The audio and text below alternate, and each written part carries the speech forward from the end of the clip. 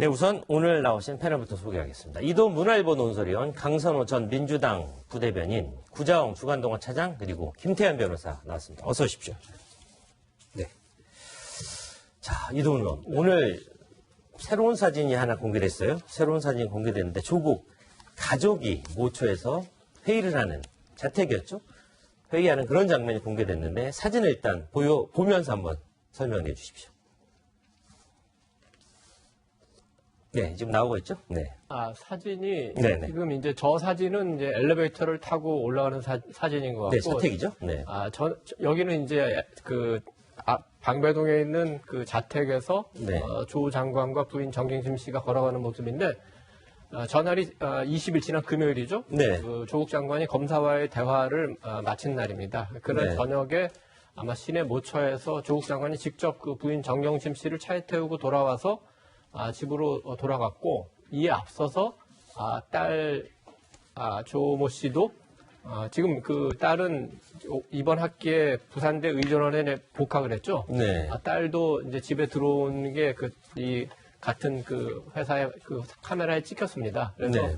오랜만에 그 조국 일가가 한 자리에 모인 게 이제 공식적으로 사진으로 확인됐는데, 이 사진은 지금 그 조국 장관의 딸이죠. 모자를 쓰고 네. 아파트로 들어가는 모습입니다. 네. 사실은 그 가족이 모이는 거는 뭐 너무나 당연한 건데, 네. 조국 일가와 관련해서 지금 여러 가지 수사상 논란이 있기 때문에 이제 이게 뉴스가 되는 건데, 우선 그 부인 그 정경심 씨는 그 입원했다고 하지 않았습니까? 그렇죠. 그래서 동양대에도 그 휴직계를 내고 그때 진단서도 붙였는데, 아마도 그 동작구에 있는 어떤 그 병원에 입원을 한 모양인데 아마 그 기록이 남지는 않은 것 같아요. 이 문제는 이제 또 다른 별개의 문제로 한번 따져봐야 될 것 같고, 어쨌든 그 추석 전에 입원을 했다가 퇴원은 아마 그 추석 연휴 직전에 아마 한 모양인데, 그 이후에는 이제 행적 같은 게 드러나지 않다가 이번에 카메라에 잡힌 거고, 네. 딸은 아까 잠깐 말씀드린 대로 그 부산대 의전원에 휴학을 했다가 이번에 그 복학을 해서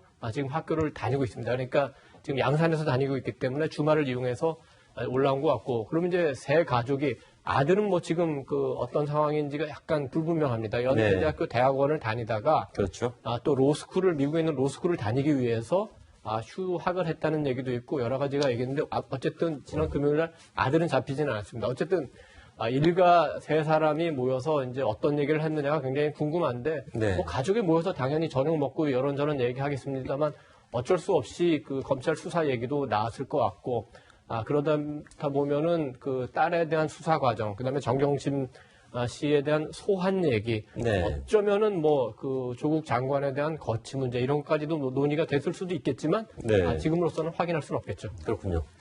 조국 장관이 안경을 낀 모습이 언뜻 보이는 것도 눈에 띄었습니다. 자, 가족들이 한 자리에 모였다, 부정차장. 네. 저 얘기는 결국 뭔가 큰 일에 대한 대비를 하고 있다, 이런 이야기까지 나오는데, 저희 취재진에 따르면 정경심 교수에 대한 서울중앙지검 소환이 네. 임박했다. 그렇습니다. 이런 이야기가 나오고 있는 거 아니겠습니까? 네. 그러니까 지금 그 현재 기소돼 있는 유일한 그 조국 장관의 주변인이 네. 그 부인 정경심 여사 아닙니까? 부인 네. 아닙니까? 그런데 이분이 병원에 입원해 있었기 때문에 아픈 사람을 검찰이 소환하느냐, 네. 이런 동정 여론이 있을 수 있는데, 퇴원해서 저렇게 집에 갔다라고 하면 검찰의 소환이 이제 임박한 거 아니냐라는 관측이 나오고 있고요. 또 뿐만 아니라 가족들이 모여서 과연 이런 각종 의혹에 대해서 어떤 얘기를 나눴을까, 이런 그 추측을 낳고 있기 때문에 이 가족 회동이 상당히 큰 관심을 끌고 있는 것 같습니다. 그렇군요. 더 팩트라는 탐사보도 전문 업체가 탐사보도 전문 언론에서 제공한 사진을 보여드렸습니다.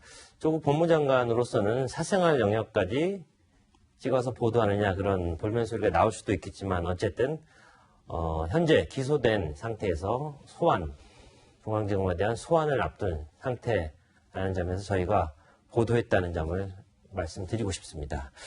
자, 제가 디브리핑에서 익성이라는 회사에 주목해야 된다, 이렇게 이야기했는데, 김태현 변호사. 네. 자, 익성 왜 주목해야 되는지 다시 한번 네. 일목요연하게 한번 정리해 주시면 좋겠습니다. 그 익성이라는 회사가 기본적으로 이제 코렌커피의 실질 소유자로 알려져 있는 의혹이 있는 그 오촌조카 조모 씨 있잖아요. 네. 그 사람은 사실은 익성 출신이에요. 네. 그러니까 익성의 이제 상장 작업을 주도하다가 그게 이제 안 된 거거든요. 그래서 이제 나와서 코링크피를 차립니다. 그렇군요. 코링크피의 첫 번째 최후 초기 자금을 대준 세력이 두 세력인데 하나가 이제 정경심 교수 측이고 네. 또 하나가 익성이에요. 네. 그러니까 익성도 코링크피가 설립할 때 돈을 댄 건 맞습니다.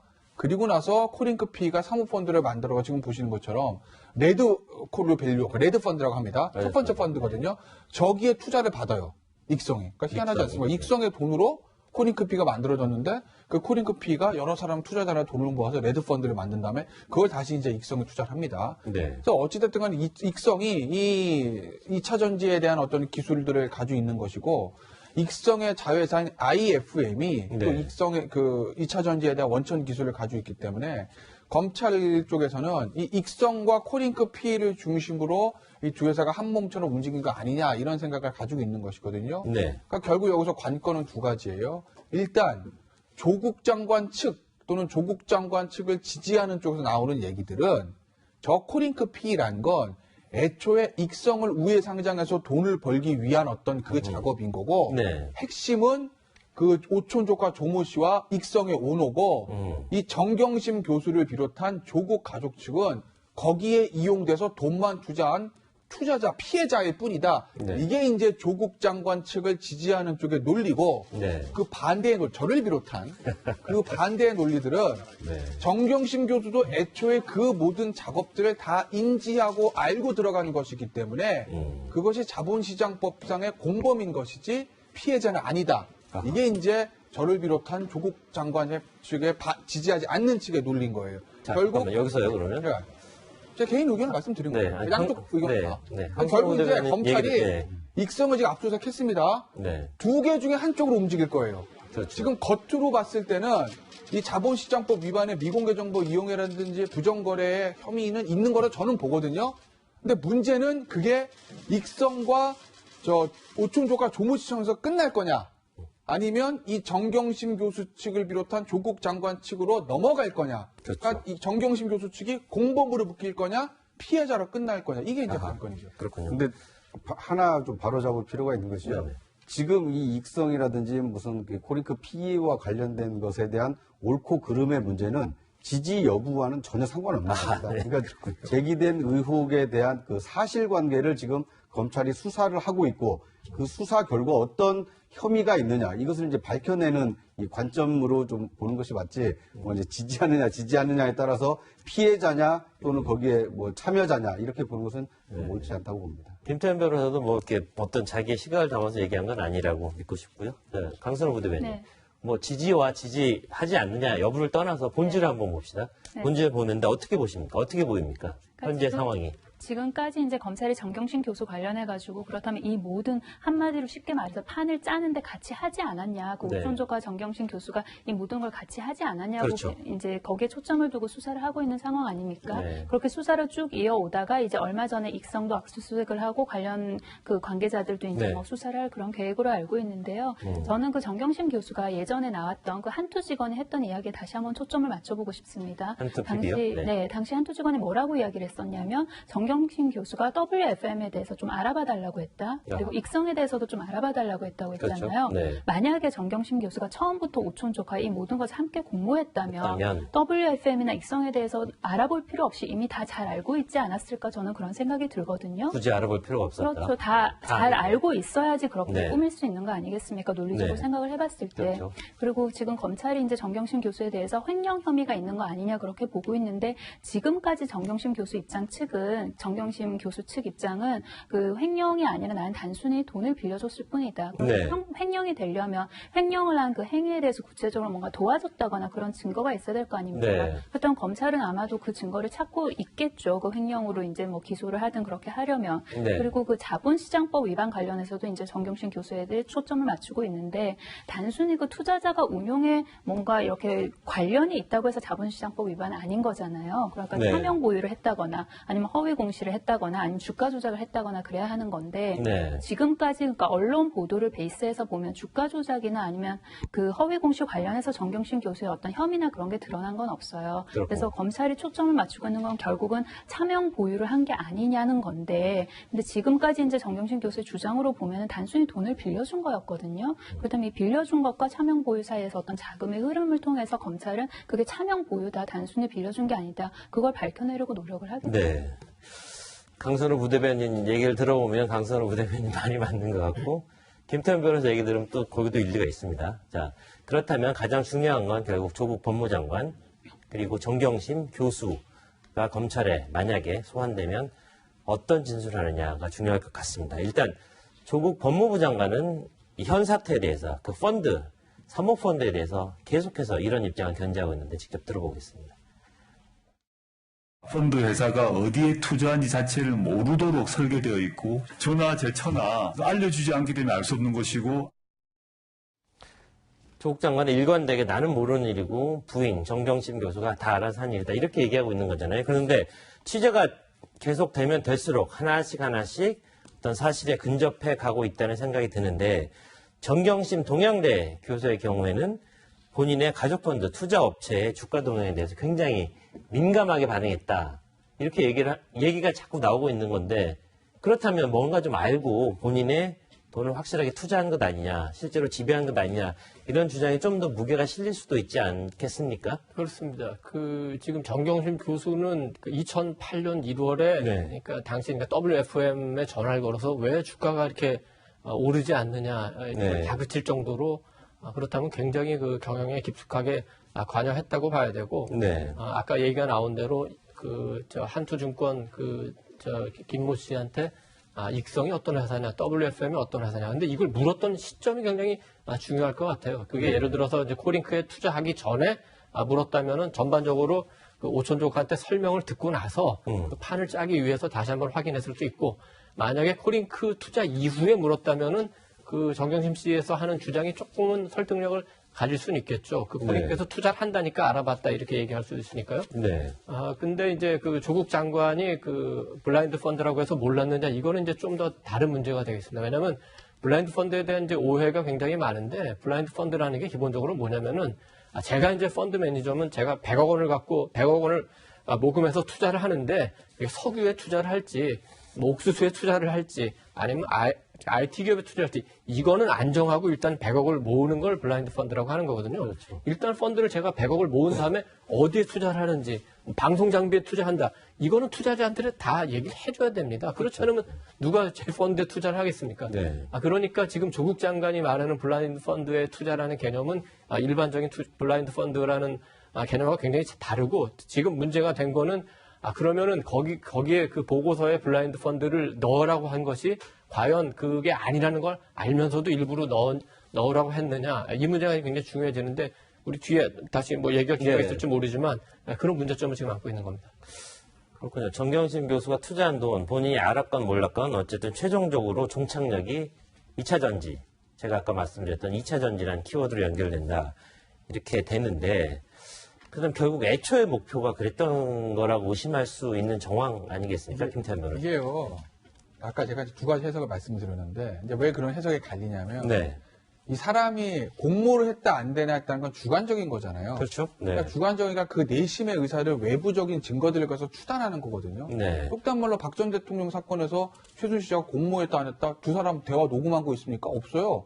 근데 이제 주변 정황들이나 뭐 수첩 이런 걸로 두 사람이 공모했다라고 우리가 추정을 하고 판결이 이렇게 난 거예요. 공모란 건 그런 거예요. 그것부터 네. 말씀을 드리고. 그런데 지금 일단 뭐 언론에 보도되는 것과 이런 것들을 객관적인 외부 사실은 드러나는데 정경심 교수와 그 조모 씨의 내심의 의사들이 아직은 확실하게 드러나는 게 없으니까 네. 그러니까 정경심 교수가 공모자까지 가는 거냐 아니면 피해자로 그냥 끝나는 거냐는데 해석이 지금 상황에서 갈리는 거예요. 네. 근데 그거는 이제 검찰의 수사의 핵심이고 그런데 제가 왜 단순 피해자로 끝나는 게 아니라 이게 공모관계까지 갈 거라고 제가 왜 이렇게 보냐면 그건 지금 드러나고 있는 정황들을 봤을 때 조국 장관의 부인인 정경심 교수가 코링크피의 경영에 관여한 게 너무 많아요.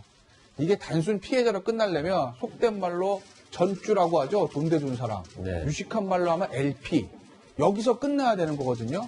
근데 그게 아니라 본인이 투자하지 않았던, 그러니까 본인이 투자한 돈은 블루 펀드를 통해서 웨스 시겐트로 들어간 건데 네. 본인이 직접 돈을 투자하지 않았던 WFM이니 익성이 IFM 여기에 경영 상황을 보고받고 관심을 가졌던 진술들이 너무 많아요. 그렇군요. 그리고 코링크피를 둘러싼 도리 흐름을 봐도 코링크피 자체가 정경심 교수가 실소유자가 아니냐라고 의심할 수 있는 증언들과 흐름들이 있고요.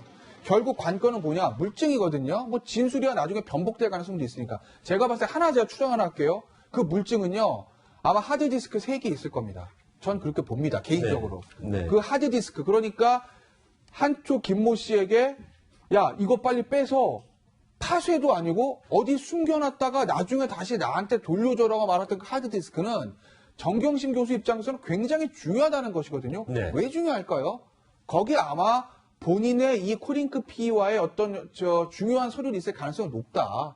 거기서 아마 물증이 나와 있을 가능성이 지금 저는 높다고 개인적으로 보고 네. 거기서 만약에 물증들이 나온다고 하면 이건 뭐 상황은 정리가 되는 거죠.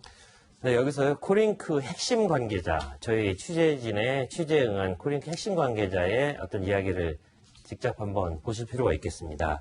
자, 해외에서 대포폰을 사용했다는 거예요. 대포폰을 사용하면서 연락을 해봐서 검사들하고 연락을 취하고 있으니까 걱정하지 마라. 이런 이야기를 했다고 하고요. 또 결국 조국 장관은 장관으로 임명될 테니 시간 끌 방법이 없으면 정신과 진단서를 받아두라. 이렇게 얘기했다는 게 저희가 취재한 코링크 핵심 관계자의 증언입니다. 강선호 부대변인. 네. 저건 어떤 겁니까? 근데 지금 이제 수사를 받았던 사람들이 이제 수사기관에 가서 어떤 진술을 했다 그런 이야기들이 토막토막 언론 보도가 되고 있지 않습니까? 네. 그렇다면 그 전체 맥락이나 아니면 이 사람이 지금 본인한테 유리하기 위해서 이런 진술을 했는지 그거 진위 여부는 저희가 판단할 수가 없어요. 네. 근데 그냥 상식적으로 생각을 해보면 검찰 수사를 받으러 가서 당연히 나한테 유리한 이야기를 하지 않겠습니까? 그렇다면 이것은 정경심 교수의 입장이나 그런 것과 상반될 수 있는 가능성이 저는 충분히 있다고 봅니다. 네. 그러니까 일부 언론 보도에 나온 어떤 뭐 정경심 교수가 굉장히 경영이나 이런 거 관련해서 질책을 했다. 내지는 뭐 오촌 조카는 뭐 갑질을 뭐 했다. 이런 보도가 나오지 않았습니까? 네. 근데 뭐 구체적인 사항은 나오지 않았어요. 뭐 어떤 질책을 했는지 어떤 갑질을 했는지. 근데 이 사람들 입장에서는 나는 굉장히 좀 뭔가 시키는 대로 할 수밖에 없었고 그래서 내가 자율적으로 판단을 할 그런 룸은 거의 없었다. 이런 식으로 진술을 하는 게 본인들한테 당연히 유리하지 않겠습니까? 그리고 네. 한 가지는 오촌 조카는 그 뭐 갑질을 했다고 이야기를 했는데 오촌 조카와 정경심 교수와의 관계는 정경심 교수가 돈을 빌려줬었죠. 그러니까 돈을 갚아야 되는 그런 입장이었어요. 그렇다면 네. 그 입장에서 생각을 해보면 어떤 이야기든 뭔가 좀 갑질로 들릴 수 있는 그런 충분한 가능성이 있다. 그래서 지금 일부 언론 보도에 나오는 그런 토막토막된 쿼트만으로 네. 정경심 교수의 어떤 역할이나 책임이나 이런 거를 판단하기는 좀 섣부르다는 이르다. 생각이 듭니다. 네. 그런데 이제 지금 각종 그 보도가 쏟아지고 있고 검찰 수사도 굉장히 좀 전방위적으로 이루어지고 있지 않습니까? 그러니까 조국 후보자가 물론 이제 공직 후보자였기 때문에 청문회가 무산되니까 기자간담회를 자청해서 뭐 8시간 자정이 넘도록 얘기를 하지 않았습니까? 네. 공직 후보자는 비록 아니지만 지금 의혹의 중심에 서 있는 정경심 교수 정도는 이 본인을 둘러싼 각종 의혹에 대해서 충분한 반론, 그러니까 본인의 방어를 위해서도 지금 사실과 다른 얘기가 언론에 많이 회자가 되고 있다라면 직접 언론과 접촉해서 이 기자 간담회 형태도 좋고 아니면 네. 기자 이 회견도 좋고 본인의 입장을 명확히 좀 밝힐 필요가 있습니다. 그런데 네. 그런 것은 전혀 하지 않고 병원에 입원해 있고 뭔가를 좀 피하는 듯한 인상을 주고 있기 때문에 이런 그 의혹들이 더 좀 부풀려지는 측면이 있다. 이런 점도 좀 염두에 둘 필요가 있어 보입니다. 네. 아까 앞서 보도드렸던 사진에 따르면 정경심 교수는 20일 퇴원한 거로 보이고요. 현재 모처에서 검찰의 소환에 대비하고 있는 것으로 보입니다. 정경심 교수가 검찰에 소환됐다는 소식이 전해지면 곧바로 저희 채널A 보도 프로그램을 통해서 전해드리도록 하겠습니다.